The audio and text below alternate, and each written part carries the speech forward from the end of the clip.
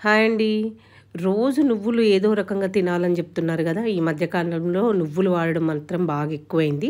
అయితే మనం రోజు వాటిని వేయించుకొని తినలేము గానీ, ఇట్లాంటి కారప్పొడి లాంటివి చేసి పెట్టుకున్నామనుకోండి, అన్నంలో కొంచెం నెయ్యేసుకొని తింటే చాలా బావుంటుంది. ఒక రైస్‌కని గాదు, మనం చపాతీకి గూడా, జొన్న రొట్టెకి గూడా పెట్టుకొని తినొచ్చు.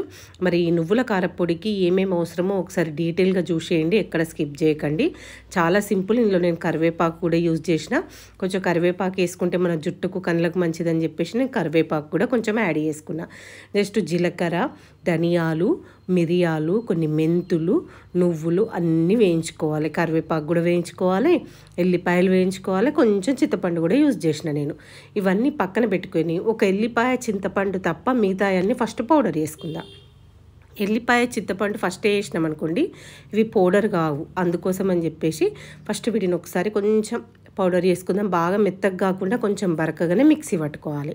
ఇప్పుడు ఇందులో కొంచెం చింతపండు, మనము కొంచెం కారప్పొడి, మీ టేస్ట్కి తగ్గట్టు కారం వేసుకోండి. నేను 1½ టీ స్పూన్ కారం వేసిన, 1 టీ స్పూన్ సాల్ట్ వేసుకున్నా. ఇప్పుడు వేయించి పెట్టుకున్న ఎల్లిపాయలు కూడా వేసేసి అన్ని పొడి వేసేసుకుంటే మన నువ్వుల కారప్పొడి రెడీ అయిపోయింది.